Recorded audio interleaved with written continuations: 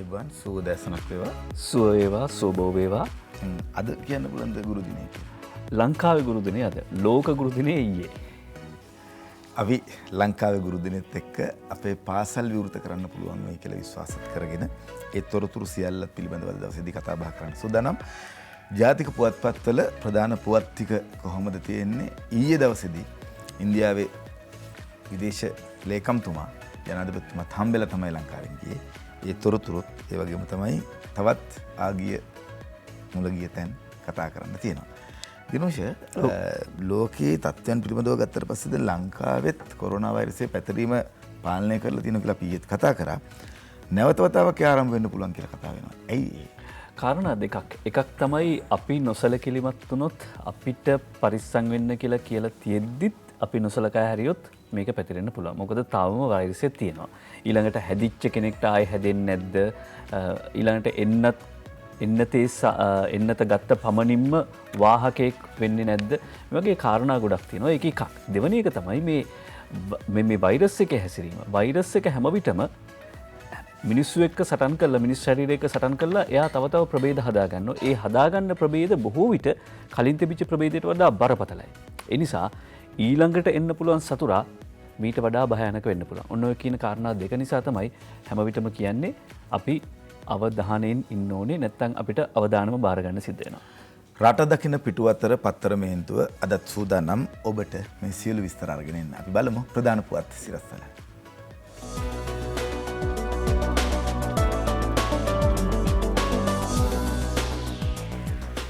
දිනවෙන පුවත්පතෙන් ආරම්භ කරන සූදානම්. දිනවෙන පුවත්පතේ ප්‍රධාන පුවත එන්නත නොගන්නා තරුණයන් නිසා යලි කොවිඩ් රැල්ලක් ඇතිවීමේ අවදානම කියලා තමයි වසංගත රෝග විද්‍යාවේ වැඩබලන අංශ ප්‍රධානී ප්‍රකාශ කරන්නේ.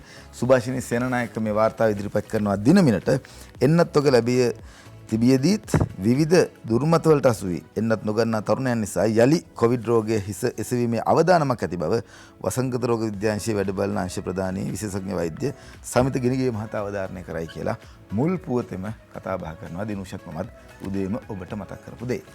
ලංකාදීප පුවත්පතට අද ප්‍රධාන සිරස්තලේ වාර්තා කරන අජන්ත කුමාර අගලකට වාර්තා කරන විදිහට හෙට විශේෂ කැබිනට් රැස්වීමක් පැවැත්වීමට නියමිතයි. ඊයේ කැබිනට් රැස්වීම පැවැත්වුණා. හැබැයි සමාවෙන්න 4 වෙනිදා තිබුණා. 4 වෙනිදා තියෙන්න තිබිච්ච එක 5 වෙනිදාට ගියා. වත්මන් දේශපාලන සහ ආර්ථික තත්ත්වයේ සම්බන්ධයෙන් සාකච්ඡා කිරීමට පැවැත්වෙන මේ විශේෂ කැබිනට් රැස්වීමේදී සිමෙන්ති, කිරිපිටි සහ ගෑස් මිල වැඩි කිරීමට ඉදිරිපත් වී ඇති යෝජනා සම්බන්ධයෙන්ද අවසන් තීරණයක් ගැනීමට බොහෝ දුරට ඉඩකඩ තියෙනවා කියලායි සඳහන් කර සිටින්නේ. ඒ අනුව මීට කලින් කැබිනට් රැස්වීම අග්‍රාමාත්‍ය මහින්ද රාජපක්ෂ මහත්මයාගේ ප්‍රධානත්වයෙන් පැවැත්වුණේ. ජනාධිපතිතුමා සහභාගී වුණේ නැහැ. ඒ නිසා මේ සතියේ විශේෂ කැබිනට් හමුවක් හෙට පැවැත්වෙනවා. ගෑස්, කිරිපිටි, සිමෙන්ති ගැන තීන්දුවක් ඒකෙන් එයිද? අද අරුණ පුවත්පතේ ප්‍රධාන සිරස්තලයේ මේකට ඉඟියක් ලැබෙනවා. එහෙම නැත්නම් වෙන පැත්තකට මේ කතාව ගෙනියනවා. මහ බැංකුවෙන් ප්‍රතිපාදන නිකුත් කළත් වරායේ කිරිපිටි නිදහස් කරගන්න තවම සල්ලි නැහැ. කිරිපිටි ආනයනකරුවන්ගේ සංගමයෙන් සඳහන් කර සිටිනවා. අරුණ පුවත්පතේ ප්‍රධාන සිරස්තලයේ වරුණ පෙරමුණයි වාර්තා කරන්නේ. යනුව 5 වෙනිදා සහ 4 වෙනිදා කියන දවස් දෙක ඇතුළත මේ කිරිපිටි තොග නිදහස් කිරීමට අවශ්‍ය මුදල් ලැබෙනු ඇතැයි ආනයනකරුවන් අපේක්ෂා කළත් තවම ඒ මුදල් ලැබිලා නැහැ. මේ තත්ත්වයේ මත කිරිපිටි කිලෝග්‍රෑම් එකකට රුපියල් 200ක මුදලක් වැඩි කිරීමට තීරණය කළා වුණත් ඔවුන්ට දැන් මේ රඳවා ගැනීමේ ගාස්තු ඩෙමරේජස් කියලා කියනවා ප්‍රමාද ගාස්තු ගෙවන්න සිද්ධ වෙනවා. ඒකත් මේ මුදලට එකතු කළා 1260කට කිලෝ එක 1260කට විකුණන්න සිද්ධ වෙනවා කියලා තමයි මේ කිරිපිටි ආනයනකරුවන් සඳහන් කරන්නේ. රුපියල් 200 වැඩි කරායින් පස්සේ 1145යි. ඊට පස්සේ මේ ප්‍රමාද ගාස්තුත් එකතු කරලා 1260කට විකුණන්න සිද්ධ වෙනවා කියලායි කියන්නේ. හැබැයි දැන් මෙතන ප්‍රශ්නයක් තියෙනවා. ඇත්ත එකක් ප්‍රමාද වුණාම ප්‍රමාද ගාස්තු ගෙවන්න වෙනවා. ඒක පාරිභෝගික විදිහට අපෙන් තමයි අය කරගන්නේ. ඒ වුණාට දැන් මේ ප්‍රමාද ගාස්තු ගෙවන්න වෙන්නේ මේ තොගයට විතරයිනේ. එතකොට ඊළඟට ආයි එද්දිත් මේ 1260 ගානටමද විකුණන්නේ. එතකොට නෑ ඔන්න ප්‍රමාද ගාස්තු නැහැ කියලා ආයි මිල වෙනස් කරලා දෙනවද? අඩු කරයිද?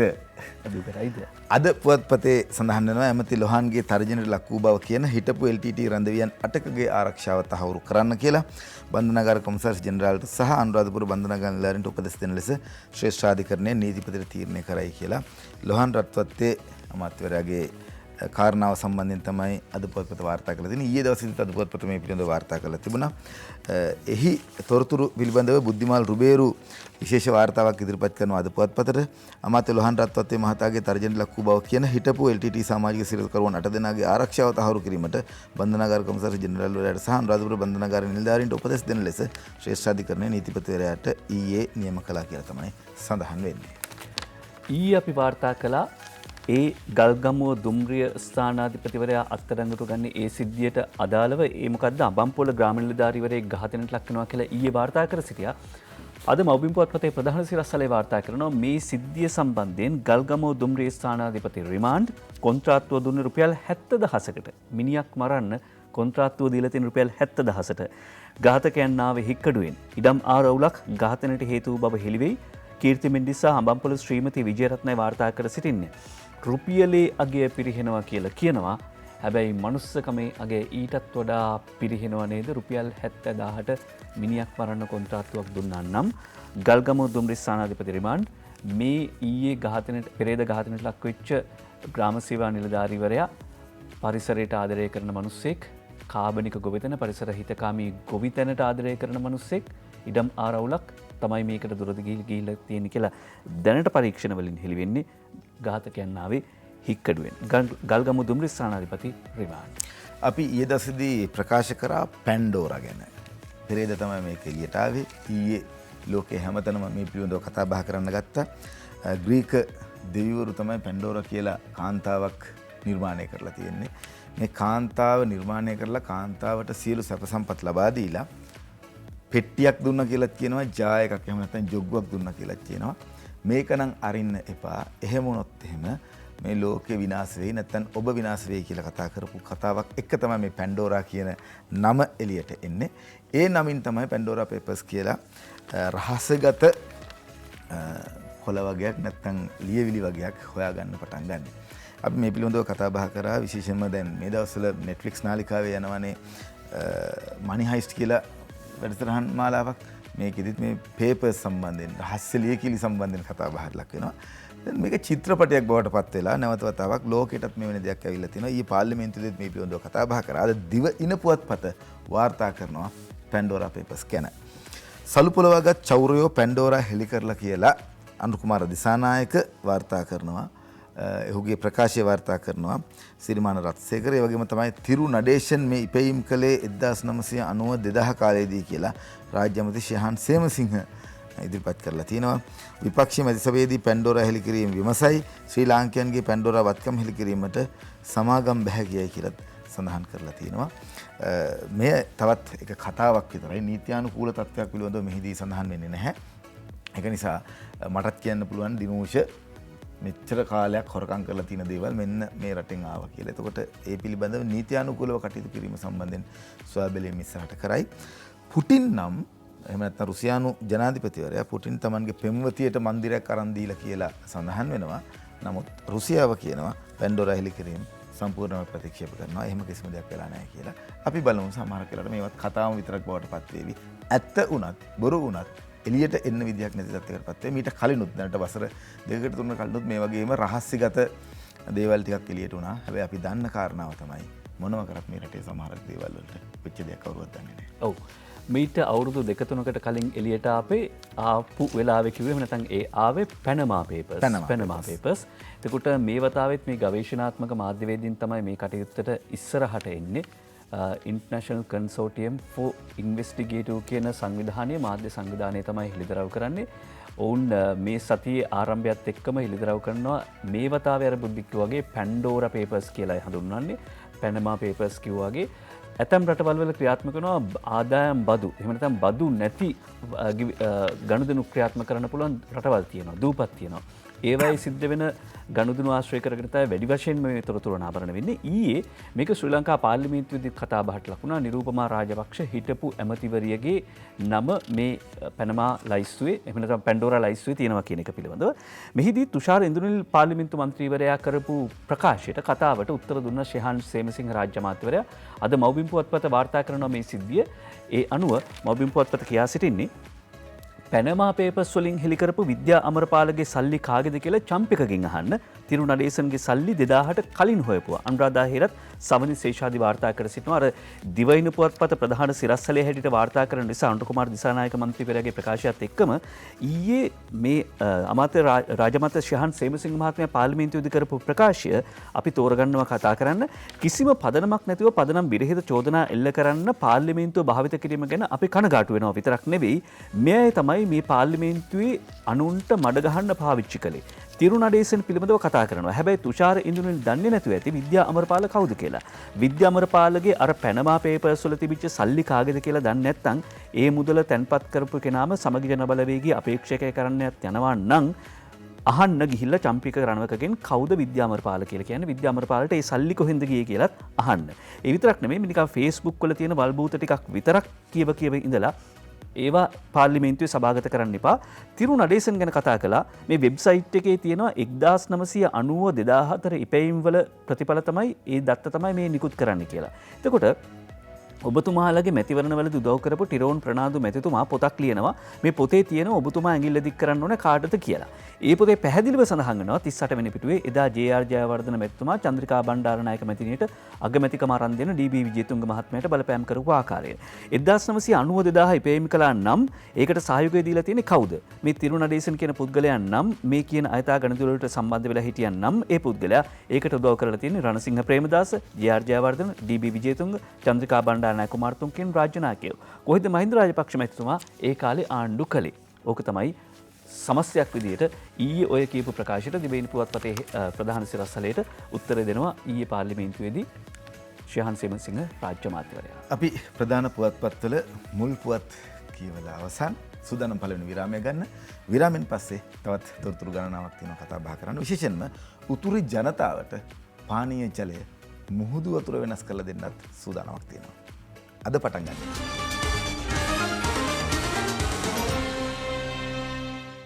නැවතත් රට දකින පිටු අතර පත්තරමේන්තුව සමග දිනෝෂ. ඔව්. 13 දුර්වලතා සහ ශක්තියින් මේ දෙකම හඳුනාගෙන වැඩ කරමු කියලා ඊයේ ජනාධිපති ගෝඨාභය රාජපක්ෂ මහත්මයා සඳහන් කර සිටියා. ඉන්දියා විදේශ ලේකම්වරයා හමු වෙච්ච අවස්ථාවේදී ඩයනා උදයාංගනී අද ලංකාදීපයට වාර්තා කරනවා 13 දුර්වලතා වගේම ශක්තිය හඳුනාගෙන වැඩ කරමු.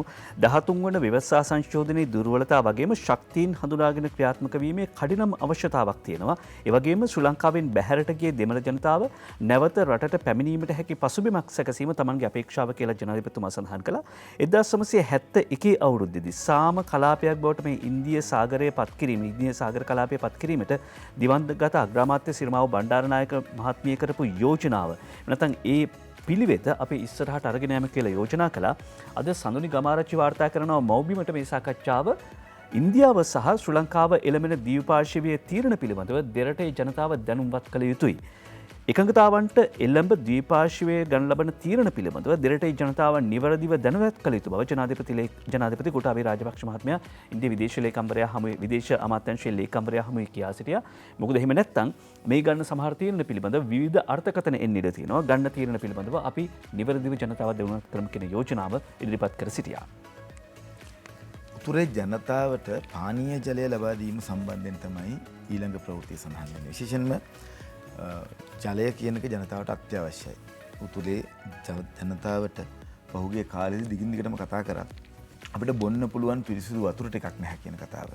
ඒකට උත්තරයක් විදිහට අද දිනවෙන පුවත්පත වාර්තා කරනවා උතුරේ ජනතාවට මුහුදු ජලයෙන් පානීය ජලය ව්‍යාපෘතිය අද අගමැති අතින් ආරම්භය කියලා ස්වර්ණ විජේකෝන් මේ වාර්තාව ඉදිරිපත් කරන්නේ. වසර ගණනාවක් උතුරේ ජනතාවට මුහුණ දුන් පානීය ජල ගැටලුවට ස්ථිරසාර විසඳුමක් ලෙස මුහුදු ජලයෙන් පානීය ජලය ලබා ගැනීමේ අතිදැවැන්ත ව්‍යාපාරය නැත්නම් ව්‍යාපෘතිය අද අගමැති මහින්ද රාජපක්ෂ මහතා අතින් විවෘත කිරීමට ආරම්භ කිරීමට නියමිතයි.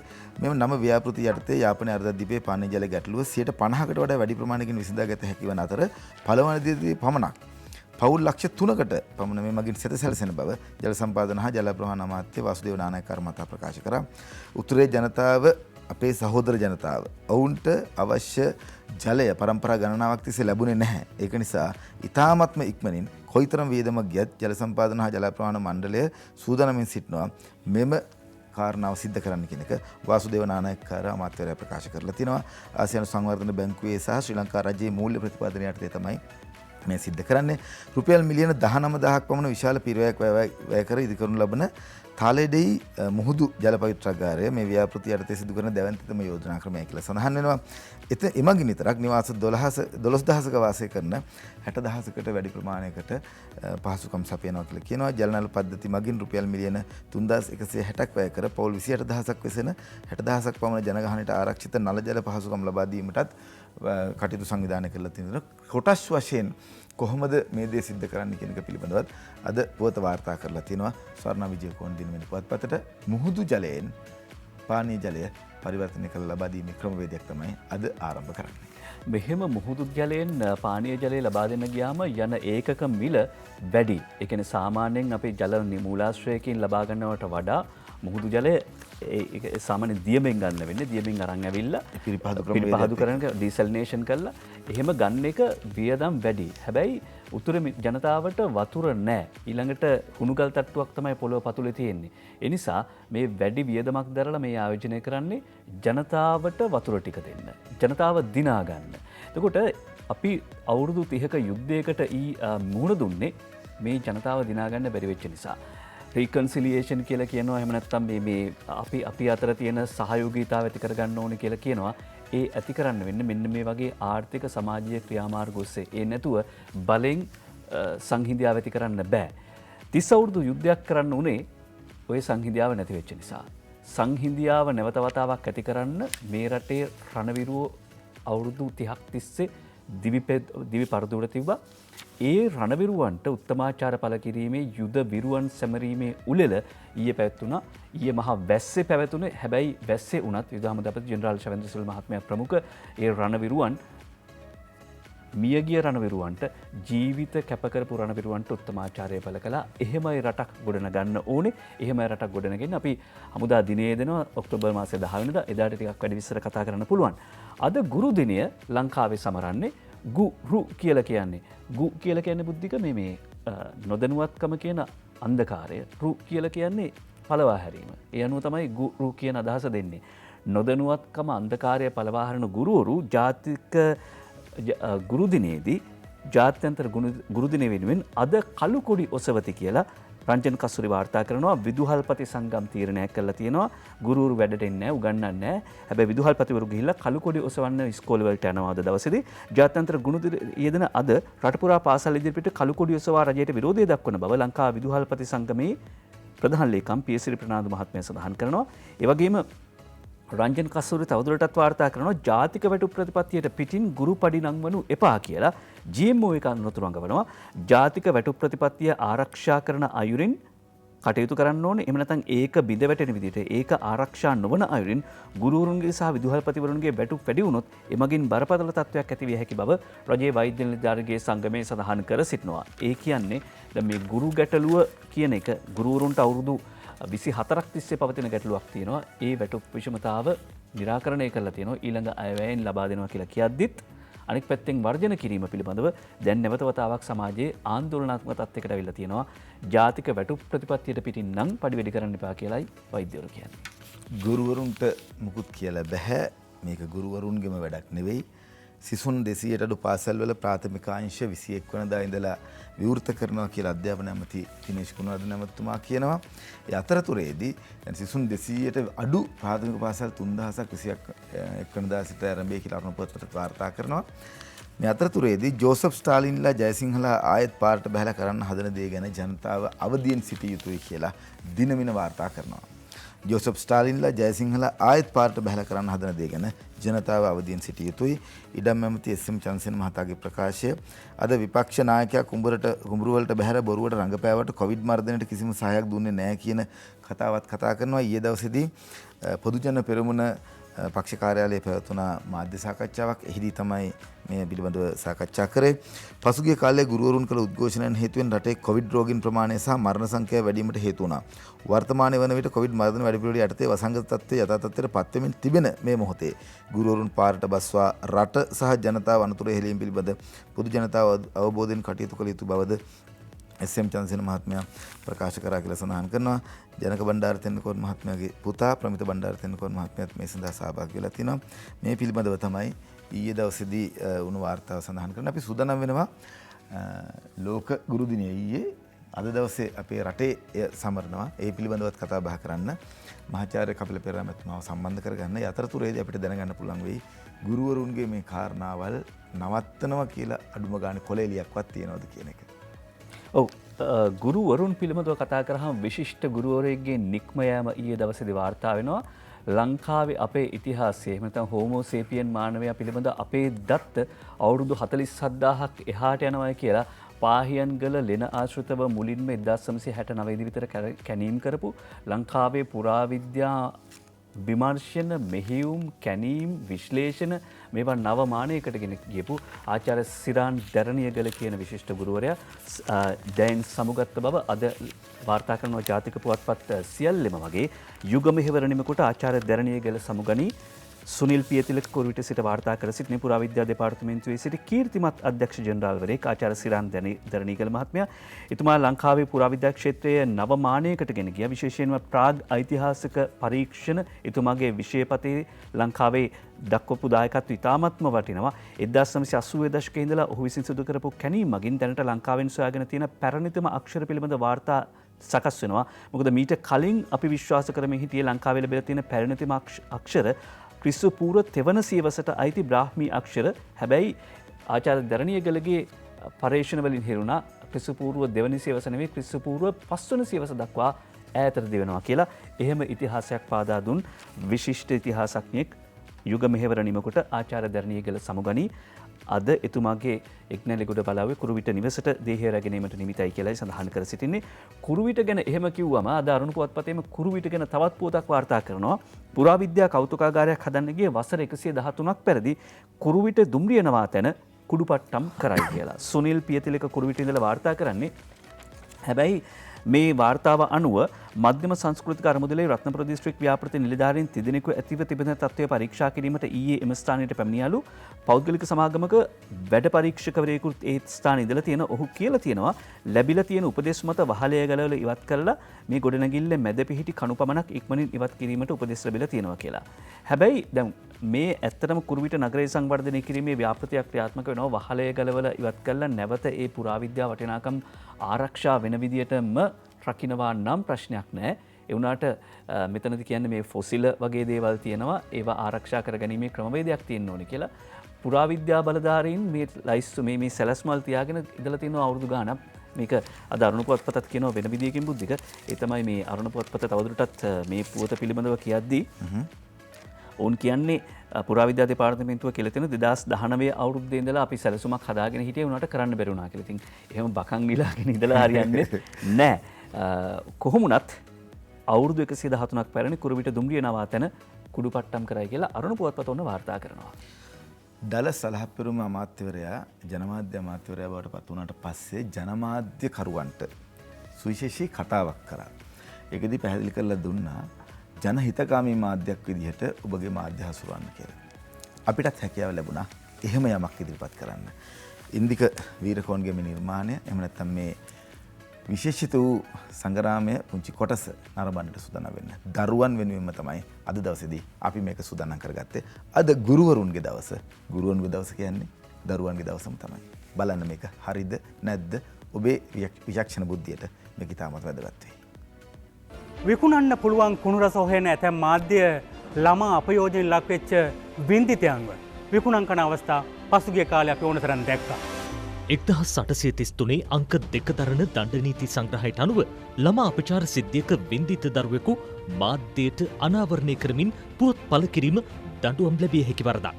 මෙහිදී ලිංගික ස්වභාවයේ අපයෝජනයට ලක් වූ තැනැත්තෙකු යන්න දරුවන් පමණක් නොව කාන්තාවන්ද බිම නීතිය මකින් ආවරණය වනවා. ඒ සම්බන්ධයෙන් වරදකරුවෙකු කරන ලද තැනැත්තෙකුට වසර 2ක සිරදඬුවමක් හෝ දඩයක් හෝ ඒ දෙකම හෝ නියම කරන්න නීතියේ ප්‍රතිපාදන තියෙනවා. නමුත් ඇතැම් මාධ්‍ය දැන හෝ නොදැන මෙම වරද සිදු කරනවා. ඒ තරගයට නැතහොත් Tamanගේ රේටිං වැඩි කරගන්න. නමුත් අවාසනාවකට මේ ප්‍රතිපාදන හැම එකකින්ම ලිංගික ස්වභාවයේ වරදකට ගොදුරු වූ ළමයෙකු හෝ කාන්තාවක් සම්බන්ධයෙන් මාධ්‍යයට වාර්තා කිරීමට සීමා පනවා තිබෙන්නේ.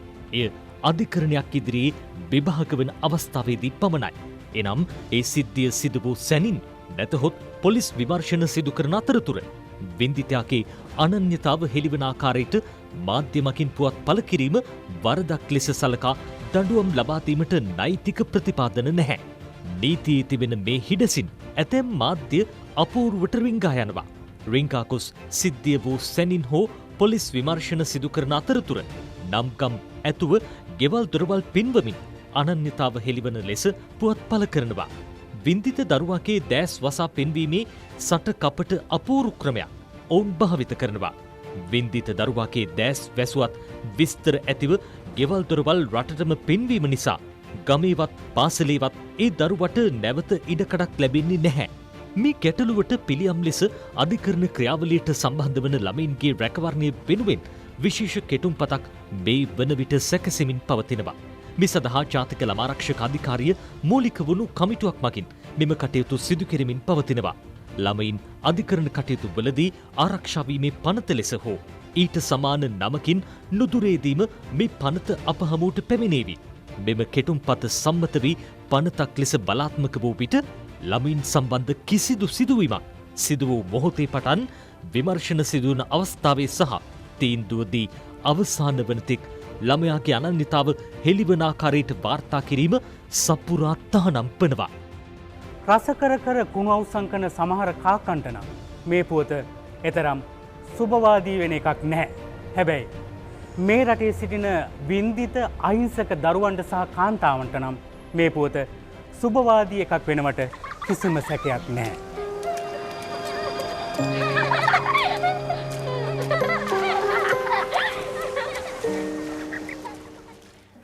රස කර කර කුණු අවසන් කරන කාකන්ට නම් මේ පුවත සුභවාදී එකක් නැහැ. ඉන්දික වීරකෝන් තමයි මේ පරීක්ෂණය සිදු කරේ. විශේෂයෙන්ම මේ වගේ ගවේෂණාත්මක පුවත් දැන් පැන්ඩෝරා ගැන කතා කරනවා, පැනමා ගැන කතා කරනවා. අපේ රටේ දේවල් ගැන හොයාගෙන යන්න මේ ඉතාමත් වටිනවා. ඇත්තටම දරුවන් පිළිබඳව සලකා බැලීමේදී, සොයා බැලීමේදී ඔවුන්ගේ ආරක්ෂාව පිළිබඳව සලකා යන වගේම ආත්ම ගරුත්වය පිළිබඳව සැලකිය යුතුයි. බොහොම ස්තුතියි ඉන්දික. සීමා ඉවත් කළාට පස්සේ චීන සංචාරකයන් මිලියනයක් දසලක්ෂයක් ලංකාවට එන්න නියමිතයි කියලා අද නයනතරංග ගමගේ වාර්තා කරන්නේ චීනයේ ක්‍රියාත්මක වන මුල්ම ප්‍රධාන සංචාරක සමාගම් 5න් එකක නියෝජිතයන් තමයි මේ බව සඳහන් කරන්නේ. පනවා ඇති සීමා සම්පූර්ණයෙන් ඉවත් කළාට පස්සේ චීන සංචාරකයන් මිලියනයක් ශ්‍රී ලංකාවට යොමු කරනවා. ලංකාවේ සතු විසල් වනවැස්ම, අලිගහණය, ආසියාවේ ඉහළම දිවියන් එකතුව, දැවැන්ත නිල් තල්මසා ඇතුළු වෙරළ සීමාවේ සිටින තල්මසුන් ප්‍රභේදය ලංකාව පිළිබඳ ආකර්ෂණ ඇති කරන කාරණා. ඒ කියන්නේ ඉතින් මේ කියන දේවල් ටික රැක ගන්න ඕනේ. ඒ අතරේ දැන් ඇයි මේ ලංකාවේ කොළඹ නගරේ තියෙන සමහර ගොඩනැගිලි විකුණනවද මෙහෙම කතා බහත් ඇති වෙනවනේ. අද චමින්ද මුණසිංහ සාකච්ඡාවක් කරනවා ලංකාදීප පුවත්පත වෙනුවෙන් ඒ මහ බැංකුවේ අධිපති අජිත් නිවාඩ් කබ්‍රාල් මහත්මයා සමග ආර්ථිකයට නොවර්ධින සැත්කමක් කරන්න නියමිතයි කියලායි ඔහු සඳහන් කර සිටින්නේ. එක ප්‍රශ්නයක් නේ මේ බලාගාර ඇතුළු රටේ අනිකුත් සම්පත් විකුණනවා ඩොලර් අර්බුදයට විසඳුම් විදියට කියලා. ඒකට උත්තරේ ඇතැම් සම්පත් පාවිච්චි වෙන්නේ නැහැ. ගෆූර් බිල්ඩිම උදාහරණයක්. තව වසර 30-40කින් මේක මේ විදිහටම තියාගන්න පුළුවන්ද? ඒකෙන් ප්‍රයෝජනයක් ගන්නවද? ඌන උපයෝගී සම්පත් හරහා රටට මුදල් ගලා එන ක්‍රමයක් හදන්න අවශ්‍යයි. යුගධන බලාගාරයේ ආයෝජනයෙන් මෙරටට විශාල ප්‍රතිලාභ ලබන්න පුළුවන්. ඒකයි මේව ක්‍රියාත්මක කරන්නේ. ඊට පස්සේ ඩොලර් ප්‍රශ්නයක් පිළිබඳව කතා කරනවා. ඩොලර් හිඟයක් පිළිබඳව කතා වෙනවා. ඇත්තටම ඩොලර් හිඟයකටත් වඩා හංගල තියෙන තැන් වලින් එළියට ගන්න එක තමයි ප්‍රශ්නේ වෙලා තියෙන්නේ. ඩොලර් හිඟයකට වඩා ඩොලර් හංගල තියෙන එකයි ප්‍රශ්නේ. ඩොලර් එක වැඩි වෙයි කියලා බලාගෙන සමහරුදු විය ඩොලර් හංගගෙන ඉන්නවා. ඒ වගේම ඇයි IMF එකට යන්නේ නැත්තේ? ලෝක බැංකුවට යන්නේ නැත්තේ? ලෝක බැංකුවෙන් ණය ගත්තා නම් මේ ඔක්කොම ප්‍රශ්න ඉවරයිනේ කියලා බොහෝ අය කතා වෙනවා. ඔව්. එතුමා කතා වෙනවා. Facebook වලත් එහෙම අය සමහරලාට කතා කරනවා. ඇයි ඇත්තටම IMF එකට යන්නේ නැත්තේ? මූල්‍ය අරමුදලට යාමේ විපාක සමහරු දන්නවා. ඒ නිසා ඒ අය ඔය කතා කියනවා. ඒ රටත් ආණ්ඩුවත් අපහසුතාවයට පත් කිරීමේ අරමුණින්. සමහරු මොනවා නොදැන මූල්‍ය අරමුදලට යන්න කියලා කියනවා. මේ වෙලාවේ මූල්‍ය අරමුදලට ගියොත් රුපියල තවත් පිරෙහෙන්න පටන් ගන්නවා. පොලි අනුපාත වැඩි කරන්න සිද්ධ වෙනවා. බදු වැඩි කරන්න සිද්ධ වෙනවා. විශ්‍රාම වැටුප් කපන්න සිද්ධ වෙනවා. රජයේ සේවක සංඛ්‍යාව අඩු කරන්න සිද්ධ වෙනවා. රටේ සම්පත් විකුණන්න කියාවේ. ඒවට කැමතිද? මූල්‍ය අරමුදලට යන්න කියන අය මේවත් ඔය කාරණා එක්කම කියන්න ඕනේ. නිසා දැන් කොත්තමල්ලි බීලා සුව කරගන්න පුළුවන් තත්ත්වයක නෙවෙයි අපේ ආර්ථිකයේ තියෙන්නේ. එන්නතක් කරන්න වෙනවා. ඒ එන්නත කරන්න ලෑස්ති. ඒ එන්නත කරන්න තමයි මේ නිර්වින්දනය කරන්න ඕනේ. මූලික කටයුතු ටික සූදානම් කරගෙන යනවා. ආර්ථිකය නොරමර දින සැත්කමක් කරන්න ලෑස්ති කියලායි මහ බැංකුව අධිපතිතුමා කියන්නේ. අද පුවත්පතේ ආර්ථිකය සම්බන්ධයෙන් කතා බහට ලක් වෙනවා බැසිල්ගෙන් විශ්වකර්ම අයවැයක් කියලා. අද පුවත්පත වාර්තා කරලා තිනවා වරාය හා නාවික අමාත්‍ය රෝහිත අබේගුණදන මහත්මයාගේ ඊයේ පාර්ලිමේන්තු ප්‍රකාශය. දිනේෂ් විතාන්නයි අද පුවත්පතට දිනේෂ් සමරකෝණේ අද පුවත්පතට මේ වාර්තාව ඉදිරිපත් කරන්නේ. දිනේෂ් සමරකෝණගේ වාර්තාව අනුව එළඹෙන නොවැම්බර් මාසයේදී මුදල් අමාත්‍ය බැසිල් රාජපක්ෂ මහතා විශ්වකර්ම අයවැයක් ඉදිරිපත් කරන බවත් එම අයවැය ක්‍රියාත්මක කිරීමට හැකිද යන්න පිළිබඳව විපක්ෂයේ පුදුවීමට ඉඩ තිබෙන බවත් වරාය හා නාවික අමාත්‍ය රෝහිත අබේගුණදන මහතා ප්‍රකාශ කරා කියලා අද පුවත්පත වාර්තා කරලා තියෙනවා. අගය මත බදු පනත යටතේ නියෝග දේශීය ආදායම් පනත යටතේ නියෝග සහ මුදල් පනත යටතේ නියෝග පිළිබඳව ඊයේ පාර්ලිමේන්තුවේ පැවති විවාදයට එක්වෙමින් තමයි ඒ බව ප්‍රකාශ කරේ. මේ අතර විපක්ෂීය ප්‍රධාන සංවිධායක ලක්ෂ්මන් කිරියල්ල මහතා සඳහන් කළ ආකාරයෙන් වත්මන් රජය 20 වැනි සංශෝධනය ආපසු හැරවීමට කටයුතු නොකරන බව කී අමාත්‍ය රෝහිත අබේගුණාධර මහතා කිරියල්ල මන්ත්‍රීවරයාගේ සහ අනිකුත් මන්ත්‍රීවරුන්ගේ ප්‍රකාශ ගණනාවකට උත්තර ලබා දීලා තිනවා. විශේෂයෙන්ම නොවැම්බර් මාසයේදී බලාපොරොත්තු වෙන්නට පුළුවන් ජනතාවට හිතකර අයවැයක් කියන කාරණාව සහ පෙරලිකාර අයවැයක් මෙහිදී අපිට බලාපොරොත්තු වෙන්න පුළුවන් කියලා සඳහන් කරනවා. පහුගිය දවස්වලදී ගම සමග පිළිසඳරක් වැඩසටහන් මාලාවේදී 40ක් යටිතල පහසුකම් සංවර්ධනය කිරීම සඳහා 40ක් ජනතාවගේ ආර්ථිකය දියුණු කරගන්න නැත්නම් ජීවනෝපාය දියුණු කර ගැනීම සඳහා තවත් 10%ක් පරිසරය වෙනුවෙන් තවත් 10%ක් ආගමික සහ අනිකුත් සමාජීය කටයුතු වෙනුවෙන් කියලා කොහොමද ලැබෙන ප්‍රතිපාදන වෙන් කරන්න කියන කාරණාව දැනටමත් සැලසුම් කරලා ගම් නියම් ගම්වල යෝජනා ලබා ගන්නමින් සිටිනවා. ඒක නිසා මුළු රටම බලාපොරොත්තු වෙනවා මේ වෙලාවේදී පැහැදිලි අයවැයක් අපිට රටට වටින අයවැයක් ඒ වගේම තමයි රට ඉස්සරහට ගෙනියන්න පුළුවන් අයවැයක් ලබා දෙන්නට හැකියාව ලැබෙයි කියලා. ඒ පිළිබඳව තමයි වරාය අමාත්‍ය රෝහිත අබේගුණදන මහතා ප්‍රකාශ කරන්නේ බැසිල්ගෙන් විශ්වකර්ම අයවැයක් කියලා නොවැම්බරේදී බලාපොරොත්තු වෙන්න පුළුවන්. ගොවියගේ දුක කඳුල හඳුනන ජනතාවාදී පාලනයක් බිහි කරන්න සූදානම් කියලා විපක්ෂ නායක සජිත් ප්‍රේමදාස මහත්මයා කියනවා. ඒ ප්‍රේමසිරි තිස්ස මහාරාමයේ සිටයි වාර්තා කරන්නේ අරුණ පුවත්පතට ගොවි හද ගැස්ම දෙවන වැඩසටහන ලුණුවගම්බේර වම් ඉවුර ගොවි ජනපද ව්‍යාපාරයේ ගොවි ජනතාව හමු වෙච්ච අවස්ථාවේදී තමයි එතුමා සඳහන් කර සිටින්නේ ගොවියට ද්‍රෝහිකම් කරන දේශද්‍රෝහී ආණ්ඩුව ජනබලයෙන් ජනතා ආශිර්වාදයෙන් ගෙදර ඇවලා ගොවියගේ දුක කඳුල හඳුනන ජනතාවාදී පාලනයක් බිහි කරන සමගි ජන බලවේගයේ සූදානම් බව විපක්ෂ නායක සජිත් ප්‍රේමදාස මහත්මයා සඳහන් කළා. මේ රටේ ප්‍රභූ පැලැන්තියට තමුන්නාන්සේලාගේ දුක කඳුල තේරෙන්නේ නැහැ. හොඳට මතක තියාගන්න රටට ඩොලර් අඩු වුණාට රටේ විදේශ විනිමය අඩු වුණාට සමහර දූෂිතයන්ට කිසිම ඩොලර් හැඟියක් නැහැ. ඩොලර් තිබෙනවා මිලියන ගණනින් පිටරටවල තැන්පත් කරනවා. ඒවා ලංකාවට ගෙනන්න මේ ගොවි ජනතාවට ඒවා ලබා දෙන්න කියලා එතුමා ඉල්ලීමක් කරනවා. අද ලෝක ගුරු දිනය නිසා කපිලසව ගමු. සූදානම් මහාචාර්ය කපිල පෙරේරා එතුමාව සම්බන්ධ කරගන්න එතුමා අධ්‍යාපන ලේකම්තුමා අද ලංකාවේ සමරනවා ගුරු දිනය. ඊයේ ලෝක ගුරු දිනය පිළිබඳව සටහන් කරා අපි. මම කැමති එතුමා පිළිගන්න ආයුබෝවන් සුබ උදෑසනක්. මහාචාර්යතුමනි මම ඔබතුමාගෙන් දැනගන්න කැමතියි දැන් අද ගුරු දිනය සමරනවා. ඔබතුමාට මේ වෙලාවේ ගුරු දිනය ගැන මොකක්ද කියන්න පුළුවන්? විශේෂයෙන්ම එහෙම අහන්නේ දරුවන්ට ඉගැන්වීම් කටයුතු නවත්තලා දැනට ඉතාමත්ම විශාල දින ප්‍රමාණයක් වෙනවා. අද දවසේදීත් විදුහල්පතිවරු සංගම් ප්‍රකාශ කරලා තිනවා අපි කළු කොඩි දානවා කියලා. අධ්‍යාපනයේ බලධාරියා ඔබතුමා, අධ්‍යාපන ලේකම්තුමා ඔබතුමා, මේ සියලු ගැහැට විඳ දරාගෙන හිටිය ඔබතුමා කවදාවත් අපි ඔබතුමාගේ කටින් මාධ්‍ය විසින් වෙන්න පුළුවන් අනිත් හැමෝම ගුරුවරුන්ට යම් යම් දේවල් කිව්වත් ඔබතුමා කවදාවත් ගුරුවරුන්ට විරුද්ධව කතා කරේ නැහැ.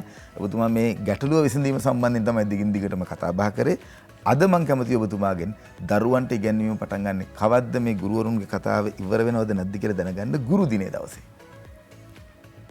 ගොඩක් ස්තුතියි ඔබගේ පූර්විකාවටත් මම ස්තුතිවන්ත වෙනවා. අපි එහෙම තමයි කතා කරන්න ඕනේ. ඇත්ත වශයෙන්ම ගත්තොත් එහෙම ඔබටත් මටත් මේ රටේ ඉන්න ප්‍රධානියටත් මේ ලෝකවාසී සියලු දෙනාට උගන්වලා අපිව මෙතෙන්ට ගෙනල්ලා තියෙන්නේ ගුරුවරු.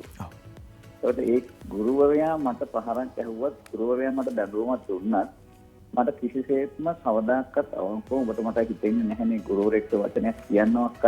ඒ නිසා මා හිතන්නේ අධ්‍යාපනයේ පුනර්ජීවනයේ හදවත ගුරුවරුන්. ඒ කියන්නේ පාසල් කියන්නේ අපේ රන් දෙවලවල්. ඒ කියන්නේ ඒක දෙවි දේවතාවුන් තමයි විදුහල්පති සහ ගුරුවරුන්. එතකොට මේ අපේ අනාගත ලෝකයට බැබලෙන ඔබ වගේ මේ රටේ විශිෂ්ට පුද්ගලයන්ට ඒ බැබලෙන අගනා මිනිකට් ලෙස ඔපවත් කරන්නේ මේ ගුරුවරුන්. ඒ වගේම විදුහල්පතිවරුන් තමයි ඔබ කිපෝයි කණ්ඩායම තමයි මේ රටේ තියෙන දුගී පුත්ත දරුවන්ට අපේ දහදිය මාත්‍යයෙන් බදු මුදල් වලින් පාසල් ටිකක් දිහි කරලා නිදහස් අධ්‍යාපනය නිදහස් සෞඛ්‍ය නිසා තමයි අද ශ්‍රී ලංකාව මෙතන ඉන්නේ. එතකොට ඒ සම්පත් පාසල් වල තියෙන සම්පත් උපරිම පළදායින් යුතුව පරිහරණය කරලා අධ්‍යාපන ප්‍රතිශත සැලසුම් වලට අනුව ඒක ක්‍රියාත්මක යොදවන්නේ විදුහල්පතිවරුන්. ඒ නිසා මා හිතන්නේ ඔබ සියලු දෙනා සහ ලංකාවාසී සියලු දෙනා සහ මේ ගුරු මෑණිවරුන් ගුරු පෙරුන් සියලු දෙනා හොඳින්ම අහගන්න ඕනේ 1951 සන් ෆ්‍රැන්සිස්කෝ වල කැලිෆෝනියාවේ තියෙන සන් ෆ්‍රැන්සිස්කෝ වල ශ්‍රී ලංකාවේ වෙනුවෙන් නම තිබෙන්නේ නහි වේරේන වේරානි කියලා. ඒකෙන් ලංකාවට කොයි තරම් ප්‍රතිලාභයක් අද ලැබෙනවද ජපාන රටෙන් සහ මුළු ලෝකෙන්. ඒක තමයි අප මම ඉගෙනගත්තු ධර්මය. ඒ නිසා මම හිතන්නේ මේ සියලුම ගුරු මෑණිවරුන් ගුරු පියවරුන් ආදර්ශමත් වෙන්න ඕනේ. අපි පරිහානියටපත් වෙන්න නරකයි. ඒ නිසා මගේ විශ්වාසයක් තියෙනවා මේ රජය අරගෙන තියෙන සාධනීය ප්‍රයෝගවල වලට විශේෂයෙන් ගරු දිනේෂ් කුමාර දැනුත්තුමා පෙරේදත් ඔය ඕනම වෙලාවක ඕනම කෙනෙක් එක්ක කතා කරලා තියෙනවා සාධනීය පිළිතුරක් දීලා තියෙනවා මේ ගැටලුවට. ඒ නිසා අපි දරුවන් වෙනුවෙන් අපි අද ගුරු දිනය සමරන්නේ අධ්‍යාපනයේ පුනර්ජීවනයේ හදවත ගුරුවරුන් කියන තේමාව යටතේ තමයි අධ්‍යාපන අමාත්‍යාංශයේ කරුවැමතුමා උපදෙස් දීලා මාර්ග උපදෙස් දෙන්නු තියෙන්නේ ගුරු දිනය සමරන්න. හොඳයි බොහොම ස්තුතියි. ගුරු දිනය දවසේදී එතුමා ප්‍රකාශ කරා දැන් ජේ.ආර්. ජයවර්ධන මහත්මයානේ නහි වේරෙන වේරානි කියලා. ඒතකොට මුදල් මාත්‍යවරයා හිටියේ. සන් ෆ්‍රැන්සිස්කෝ නුවරදී ජපානයට විරුද්ධව කණ්ඩායම් කටයුතු කරන්න හදද්දී වුන් බේරගත්තේ. අදටත් ජපානය අපිට උදව් කරනවා. ගුරුවරයෙක් විදිහට මෙතුමත් ගුරුවරයෙක් මහාචාර්ය කපිරපෙල්ලා මෙතුමා. එතුමා කියන්නේ අපිට ගුරුවරුන් එක තරහක් නැහැ. අපිට ගුරුවරුන් එක තරහ වෙන්න බෑ. ගුරුවරුත් ඒ විදිහට හිතයි අද දවසේදී මේ දරුවන්ට අධ්‍යාපන කටයුතු ආරම්භ කරන්න පටන් ගනීවි. හෙට අනිද්ද වෙන්න පුළුවන්. ආණ්ඩුව විදිහට සාධනීය පියවරවල් අරන් තිනවා කියන කාරණාවත් මෙහිදී මතක් කරනවා. බොහොම ස්තුතියි අධ්‍යාපන ලේකම් මහාචාර්ය කපිලපෙරා මැතිතුමන් අපිත් එක්ක සම්බන්ධ වුණාට. අද ඉන්ද්‍රජිත් සුබසිංහ අරුණ පුවත්පතට සංවාදයක් කරනවා බලශක්ති ඇමති උදය ගම්මන්පිල මහත්මයා සමග. ඒ අනුව ඉන්දියාවේ කොන්දේසි වලට එකඟ වුණා නම් තෙල් ටැංකි ටික දැනටමත් අපේ. ඉන්දියාවේ කොන්දේසි වලට එකඟ වුණා නම් තෙල් ටැංකි ටික දැනටමත් අපේ අතේ කියලා උදය ගම්මන්පිල මහත්මයා සඳහන් කරනවා. කාරණා කීපයක් ඔහු සඳහන් කරනවා. මුලින්ම ඉන්දු ලංකා ගිවිසුමේ කොටසක් ලෙස සැලකෙන ජේ.ආර්. ජයවර්ධන සහ රජීව් ගාන්ධි අතර හුවමාරුණු ලිපියේ දෙවන ඡේදයේ තුන්වන අනුඡේදයේ සඳහන් වෙනවා ත්‍රිකුණාමලයේ තෙල් ටැංකි සංකීර්ණය ඉන්දියාව සමගින් සංවර්ධනය කර පවත්වාගෙන යා යුතුයි කියලා. ඒ අනුව තෙල් ටැංකිවල අපේ තනි භුක්තිය අහිමි වෙලා ඉවරයි. මේ ගිවිසුම අනුව යමින් 2003 පෙබරවාරි මාසයේදී රනිල් වික්‍රමසිංහ ආණ්ඩුව මේ තෙල් ටැංකි අවුරුදු 35කට ඉන්දියාවට බදු දෙනවා. මේ බදු ගිවිසුම 2023 අවසන් වෙනවායි කියලා විපක්ෂය සහ වෘත්තීය සමිති කියන කතාව පට්ටපල් බොරුවක්. මේක 2038 දක්වා වන ගිවිසුමක්. අන්තර්ජාලයෙන් පවා මේ ගිවිසුම ඔබට පරිශීලනය කරන්න පුළුවන්. කවුරු හරි Facebook වල මේකට අදහස් දක්වනවා නම් ඩවුන්ලෝඩ් කරගෙන බලන්න මේ ගිවිසුම කියන එකයි ඉල්ලීමක් කරන්නේ. ඒ වගේම ඕමල්පේ හාමුදුරුවොත් පහුගිය දවසක කරපු ප්‍රකාශයේ එක්ක ඕමල්පේ හාමුදුරුව මුසාවාදයක් දෙසුවා. 2003 දී අත්සන් කරපු ගිවිසුමේ මොන වගන්තියෙන්ද අපිට 85%ක් දුන්නේ කියලා තියෙන්නේ. මොකද පහුගිය දවසක ඕමල්පේ නායක හාමුදුරුව කිව්වා තෙල් ටැංකි 85ත් ඉතිරි තෙල් ටැංකි 85ත් දෙන්න යනවා කියලා. 85ක් නෙවෙයි එකක්වත් අපිට නැහැ. ඔක්කොම දීලා ඉවරයි. 2003 දී අත්සන් කරපු ගිවිසුමේ මොන වගන්තියේදී අපිට 85ක් දුන්නේ කියන එක අපි අහනවා. ඔක්කොම දීලා ඉවරයි. රනිල් වික්‍රමසිංහ මහත්මයාලගේ ආණ්ඩුව කියලා සඳහන් කරනවා. අද මේ තෙල් ටැංකි විකුණනවා කියලා මහා හිමිවරුන් වහන්සේලා මුණ ගැහෙන වෘත්තීය සංගම්වල ඇතම් සමාජිකයෝ පවා නියෝජනය කරන දේශපාලන පක්ෂ මේවට සම්බන්ධ වුණා කියලායි ඉන්දියාවේ කොන්දේසි වලට එකඟ වුණා නම් තෙල් ටැංකි ටික දැනටමත් අපේ කියලා සිරස්තලෙන් අද උදය ගම්මන්පිල අමාත්‍යවරයා සඳහන් කරන්නේ. ආනයනය කරන පලිබෝධනාශක වර්ග 200න් 120ක් ලියාපදිංචි කරලා නැහැ. දිනෝෂ මේ මහින්දානන්ද අලුත්ගමනේතුමා පුදුම විදිහට වලිකනවා මේ රට ගොඩ දාන්න. කෘෂිකර්මයේ සම්බන්ධයෙන් ගත්තට පස්සේ එතුමා තනියම ඉතාමත්ම විශාල සටනක යෙදෙනවා. දැන් ඇත්තටම තනියම නෙමෙයි අපි හැමෝම මේකට එකතු වෙන්නට ඕන. පලිබෝධනාශක නිසා නැත්නම් මේ රටට විස එකතු වීම නිසා ඒ විස නැවත වතාවක් පරිභෝජනය කරන්නේ අපිමයි. ඒක නිසා තමයි මේ පිළිබඳව තරුණ දිගින් දිගටම කතා බහ කරන්නේ. ඔව් අපි විශ්වාස කරනවා පොහොරවලට යම්කිසි සහනයක් ලැබිය යුතුයි. ඒ පිළිබඳව රජය කටයුතු කරමින් පවතිනවා. නමුත් කෘෂිකර්ම ඇමති මහින්දානන්ද අලුත්ගම මහත්මයා පැහැදිලි කරලා දෙනවා ආනයනය කරන පලිබෝධනාශක වර්ග 200න් 120ක්ම ලියාපදිංචි කරලවත් නැහැ. පලිබෝධනාශක කියන්නේ කොහොමද ජනතාවට විසයි. නමුත් කරන්න දෙයක් නැහැ. අත්‍යවශ්‍ය නම් ගෙන්විය යුතුයි. මේ දැන් සිද්ධ වෙලා තියෙන්නේ මොකක්ද? ස්වර්ණ විජේකෝන් සහ සන්ධ්‍යා කන්වරත්න මේ වාර්තාව ඉදිරිපත් කරන්නේ මෙරටට ආනයනය කරන පලිබෝධනාශක 200ක් අතුරින් ලියාපදිංචි කර ඇත්තේ 80ක් පමණක් බවත් 2020 විගණන වාර්තාවෙන් අනාවරණය කොට ඇති බව කෘෂිකර්ම ඇමති මහින්දානන්ද අලුත්ගමගේ මහතා ප්‍රකාශ කරා කියලා තමයි සඳහන් කරන්නේ. ලියාපදිංචි කර ඇති පලිබෝධනාශක වලිනුත් පරීක්ෂා කර ඇත්තේ 18ක් පමණක් බවත් ඒ 18 පරීක්ෂා කර ඇත්තේ මෙරට නව පිටරටවල බවත් ඇමතිවරයා පෙන්වා දෙනවා. මම අහන්නේ දැන් මේ පිළිබඳව දිනෝෂත් එක්ක හොඳටම කතා කරනකොට දිනෝෂාර වැඩසටහන් ගණනාවක්ම කරන්නේ මේ කෘෂිකර්මයේ සම්බන්ධයෙන්. දිනෝෂ දැන් 120න් 80ක් විතරයි අනුමැතිය ලැබිලා තියෙන්නේ. ඒ 80 වෙනුත් 18ක් විතරයි පරීක්ෂා කරලා තියෙන්නේ. හැබැයි මේ සියල්ලම දැනට ලංකාවේ පාවිච්චි වෙනවා. ලංකාවේ හැම තැනටම අස්සක් මුලක් නැරව මේ කෘෂි රසායන ඉසිනවා. හැබැයි චීනෙන් හරි වෙන රටකින් හරි ගේන්න හදපු කාබනික පොහොර සුදු දෙවින් ඉන්නවා කියලා දැම්මම අපි ඒක අනිත් පැත්තට යවලා තියෙනවා. ඒ කියන්නේ ගේන්න කලිනුත් අපි ඒක පරීක්ෂා කරලා සියල්ල කරලා තියෙනවා. මොකද්ද මේකේ தත්ත්වය? රටට කොහොමද මේ දේවල් ඇබ්සෝබ් කරගන්න නැත්නම් එකතු කරගන්න හැකියාව ලැබෙන්නේ? විශේෂයෙන්ම ඔය කාබනික පොහොර ඒවයි තියෙනවා දිලීර බැක්ටීරියා වර්ග තියෙනවා. ඒ නිසා රටකට ගෙනෙද්දී හරියට පරිස්සම් වෙලා ගේන්න ඕනේ. කියන්නේ පරීක්ෂණ ඉතා තරව කරන්න ඕනේ. ආයේ එක පරීක්ෂණයකින් ෆේල් වුණා කියලා ආයෙකකට දාලා ඒකෙන් දෙන්නේ නැත්නම් වෙන තැනකින් දාලා එහෙම ගේන්න බෑ. ඒක පරිසරයට ආදරය කරන මොකද අපි පරිසර හිතකාමී ගොවිතැන ගැන තර්ක කරන්නේ වාද කරන්නේ කතා කරන්නේ මේක ඇත්තටම පරිසර හිතකාමී වෙන්න ඕන නිසා. හැබැයි අනිත් පැත්තෙන් ගත්තාම ඔය මහින්දානන්ද අලුත්ගමගේ ඇමතුමා කියන වගේ මෙතෙක් අපි භාවිත කරන කෘමිනාශක වර්ග වලින් 80%කට වැඩි ප්‍රමාණයක් තත්ත්ව පරීක්ෂාවකින් තොර වෙන්නේ. හැබැයි ඇතැම් ගොවි ජනතාව දැන් ඒවම ඉල්ලලා උද්ඝෝෂණ කරන තත්ත්වයකට අවිල්ලා තිනවා. පොහොරයි කෘමිනාශකයි නැතුව බලංගොඩ එළවලු ගොවිහු ගොඩ එන මං හොයත කියලා පුවත්පත්වල ලිපි පවා පළ වෙනවා උද්ඝෝෂණ කරනවා. අපි දන්නවා මේ උද්ඝෝෂණ පිටිපස්සේ ඉන්නේ කවුද කියලා. මේ බෙහෙත් ගෙන්නන සමාගම් ප්‍රමිතියෙන්තර බෙහෙත් ගෙන්නන සමාගම් තමයි මේවා පිටිපස්සේ ඉන්නේ. ඒ අතරේ බුද්ධිකාද සුදුලුණු කතාව පිළිබඳ කියනවා. සුදුලුණු වංචාවක් සිදුවලා තියෙන බව අපි රජයක් විදිහට පිළිගන්නවා. බන්දුල ගුණවර්ධන මැතිතුමා කියන ප්‍රකාශය අපි මෙහෙම මහා පරිමාණ දූෂණයක් මෙතන සිද්ධ වෙලා වංචාවක් සිද්ධ වෙලා තිනවා. හැබැයි ඒකට සතොස්ස සභාපතිතුමාවත් විධායක නිලධාරීනුත් සම්බන්ධ නැහැ. මේක ගැන සියලුම තොරතුරු අපි හෙළි කරන්නම් පාර්ලිමේන්තුවට කියලා කියද්දී ඔව් විනාඩි දෙකක බ්‍රේක් එකක් විනාඩි දෙකකින් පස්සේ බ්‍රේක් එකට යන්න ඕන නිසා කාරණා දෙකක් ඉක්මනින් කියන්න. එකක් තමයි බුද්ධික දැන් Facebook බෙද වැටුණා. Facebook බෙද වැටීමෙන් ගෝලීය ආර්ථිකයට ඇමරිකන් ඩොලර් මිලියන 160ක පාඩුවක් සිදු වුණා කියලා මාක් සකර්බර්ග් කියනවා. අපේ ජීවිතවලට වෙච්ච හානිය කොයිතරම්ද කියලා හිතා ගන්න පුළුවන් ඒ පැය 6 බිඳ වැටීම. රෑ වෙලා. දත්තවාදී යුගයේ විප්ලවවාදියා මෙන්න කියලා අද සරද සමරසිංහ විශේෂ ලිපියක් මේ සති දෙකක තුනක තිස්සේ පළ කරනවා. ඊට පස්සේ අපි ජීවත් වෙන්න සිද්ධ වෙලා තියෙන මේ දත්තවාදී යුගයක, ඩේටා යුගයක, දත්ත යුගයක. හැබැයි දැන් ඔබ මේ වෙනකොට කැම ටික ගෙන්න ගන්නේ මොකක් හරි ඇප් එකකින් ඕඩර් කරලා වෙන්න පුළුවන්. එහෙම නැත්නම් ගමන් බිමන් යන්නේ ඇප් එකකින් දාගත්ත මාර්ග මේ සැලැස්මක වෙන්න පුළුවන්. ඒ අනුව මේ දත්තවාදී යුගයේදී මම නැතුව මම ඉන්නේ. මම නැහැ. මං ගැන මම දන්නේ. හැබැයි මං ගැන අනිත් ඔක්කොම සියලු දෙනා දන්නවා. එක කාරණාවක් විතරක් කියලා බුද්ධික ගාවට එන්නම්. ඒ තමයි අද අපි යොහානි ගැන කතා කරනවා. ඒ වගේම අපි ලතා මංගেশකර් ගැන කතා කරා සියවස් කරනාවක් තිස්සේ. ශ්‍රී නේරු හැඬ වූ ಭಾರತයේ සරස්වති ලතා මංගেশකර්. ලතා මංගেশකර් කියන විශිෂ්ට ගායන ශිල්පිනියගේ 92 වන ජන්මදිනය අදට දෙන්නේ. ඒ.ඩී. රංජිත් කුමාර මහත්මයා මේ පිළිබඳ ලිපියක් ලියනවා.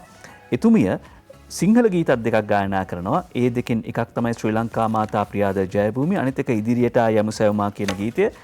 මේ ගීත දෙක ගායනා කරව ගන්න චිත්‍රපටයේ නිෂ්පාදකවරයා චොක්ලටුයි පර්ෆියුම් අරගෙන ඉන්දියාවට ගියා කියලා කියනවා. ලිපිය කියවන්න වෙලාවක් නැහැ. පත්තරය අරගෙන කියවන්න. ජ්‍යෙෂ්ඨ මාධ්‍යවේදී ඒ.ඩී. රංජිත් කුමාර මහත්මයා කියනවා ලතේ මංගেশකර් කියන්නේ ශ්‍රී නේරු පවා හැඬ වූ ಭಾರತයේ සරස්වතියයි කියා. මහා කන්නේට අවශ්‍ය පොහොර ඔක්තෝබර් 12 වෙනිදා ඉඳලා දෙනවා කියන කාරණා මේ වෙලාවේ මතක් කරන්න කැමතියි. මොකද පොහොර නෑ කියලා කතා කරනවා. එහෙම නෙවෙයි. තව වසරක් විතර යනකම් පොහොර ලබා දීම, රසායනික පොහොර ලබා දීමත් සිද්ධ වෙනවා. දැනට ලංකාවට ඇවිල්ලා තියෙන දේවල් ටික ස්වර්ණ විජේකෝන් සහ සන්ධ්‍යා කරුණාරත්න වාර්තා කරන එළවෙන මහා කන්නේ වීගෝතන්ට අවශ්‍ය සියලුම පොහොර ගොවිජන සේවා මධ්‍යස්ථාන මගින් ගොවින්ට දීම සිදු කරන බව කෘෂිකර්ම අමාත්‍යවරයා ප්‍රකාශ කරා කියලා මහින්ද නායක මහත්මයාගේ ප්‍රකාශය. ඊයේ දවසේදී ජනාධිපතිතුමාම හම්බුණා ඉන්දියානු විදේශ ලේකම්තුමා මැතිතුමා අයිලන්ඩ් පුවත්පත ඡායාරූපයක් එක්ක පළ කරලා තියෙනවා. ගෝඨාභය රාජපක්ෂ මැතිතුමාව නැත්නම් අපේ ජනාධිපතිතුමාව හමු වීම ඡායාරූපයක් එක්ක දී අයිලන්ඩ් පුවත්පත පළ කරපු ඡායාරූපය. ඒ වගේම තමයි අයිලන්ඩ් පුවත්පතම ප්‍රකාශ කරලා තියෙනවා TNA එක කොහොමද ඩිමාන්ඩ් කරන්න කියන කාරණා පිළිබඳව. ඒ පිළිබඳව අයිලන්ඩ් පුවත්පතේ ඡායාරූපයක් එක්ක වාර්තා කරනවා. ඊයේ ඉන්දියා හවුස් එකේදී සම්බන්ධ වුණා සම්බන්ධන් මන්ත්‍රීතුවරයා ඇතුළු කණ්ඩායමක් හමු වුණා අයිලන්ඩ් පුවත්පතේම මේ වාර්තාව ඉදිරිපත් කරන්නේ. ඉන්දියන් ෆොරෙස්ට් සෙක්‍රටරි හමුවීම පිළිබඳව TNA එක සහ අනිකුත් දමිළ ජනතාවගේ හමුවීම සම්බන්ධයෙන් වාර්තා කරනවා. ලංකාදීප පුවත්පත වාර්තා කරනවා 13 දුර්වලතාව වගේම ශක්තිය හඳුනාගෙන වැඩ කටයුතු කරමු කියලා ජනාධිපතිතුමා ඉන්දීය විදේශ ලේකම්වරයාට ප්‍රකාශ කරපු එක ලංකාදීප පුවත්පත වාර්තා කරනවා. ඒ වගේම තමයි දිනමින පුවත්පතේ වාර්තාවක් සඳහන් වෙනවා ද්විපාර්ශ්වික තීරණ ගැන දෙරටේ ජනතාව නිවැරදිව දැනුවත් කළ යුතුයි කියලා දිනමින පුවත්පතේ වාර්තාව ඉදිරිපත් කරනවා. ජනාධිපතිතුමා විදේශ ලේකම්වරයා හමු වුණාට පස්සේ සාකච්ඡා කරපු දේ. වසංගත දේශගුණ විපර්යාස ගෝලීය ආහාර එක්සත් ජාතීන්ගේ මහාමාල සැසිවාරයේදී වැඩි අවධානයකට කියලා විදේශ අමාත්‍යවරයා GL පීරිස් අමාත්‍යවරයාගේ ප්‍රකාශය ඇතුළු ප්‍රකාශ ගණනාවක් අද පුවත්පත්වල සඳහන් වෙලා තියෙනවා විදේශ කටයුතු සම්බන්ධයෙන්. මෞබිම් පුවත්පත මේ වාර්තාවත් ඉදිරිපත් කරන්නම්. ඉන්දියාව හා ශ්‍රී ලංකාව එළඹෙන ද්විපාර්ශ්වීය තීරණය පිළිබඳව දෙරට ජනතාව දැනුවත් කර යුතුයි කියලා මේ ගන්න තීරණ පිළිබඳවත් ජනතාව දැනුවත් කරමින් වැඩ කටයුතු කර යුතුයි කියලා සඳහන් කරනවා. ඒ පිළිබඳවයි අද අපි ඔබව දැනුවත් කරේ. අපි සූදානම් කාටුන් බලන්නත් එක්ක ඉක්මනින්ම විරාමයක් ලබන්න.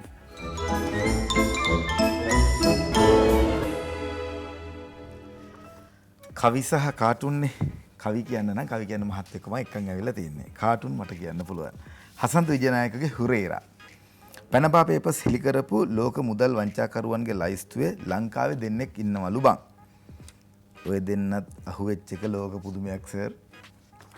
12 වෙනිදායින් පස්සේ පෝර දෙනවා කියලා මහින්දානන්ද ඇමතුමා කියනවනේ තවත් නහය දික් වෙයිද? හසන්ත විජයනායක අදිනවා කාටුන් එක අද අරුණ පුවත්පතට.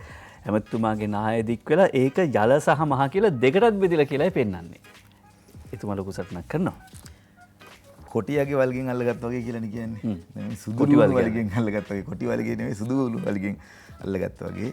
සුදුලුණු හින්දා හිර වෙච්ච කතාව තමයි දාසපුරාණ අද ඇඳලා තියෙන්නේ. බන්දුල ගුණවර්ධන අපේ ඇමතුමා කොහොමත් කාටුන් වලට හරි රුසියයි. MD විරත්නගේ මරිසිපාල පොකට් කාටුන් එක තෝරගන්නවා. සජිත් කියනවා දැන් ගොවි බිමට යනවා වෙනුවට ගොවීන්ට අධිකරණයට යන්න වෙලාලු.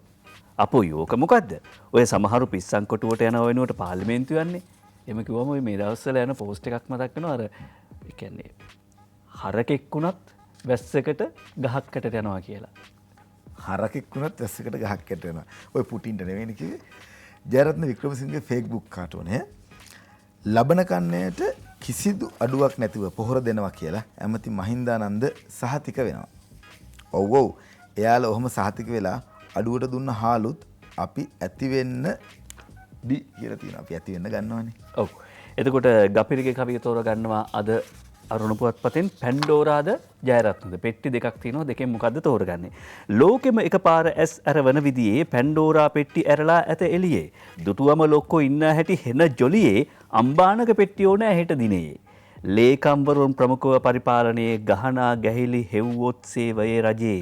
දැනගත්දාට පොඩි උන් මේ හොර කෙලියේ ජයරත්නගේ පෙට්ටි මදි වෙයි ඒ දිනයේ. දවසේ 14 මේක ලස්සන කවියක්. අද දවසට ඉතාමත්ම වැදගත් වෙන කවියක්. විදුර අබේනායක තමයි මේක ලියන්නේ හැමදාම තිවයින පුවත්පතට. මම කැමති දවසේ 14 කවිකාරයාගේ කවියෙම කියවෙනවා නම්.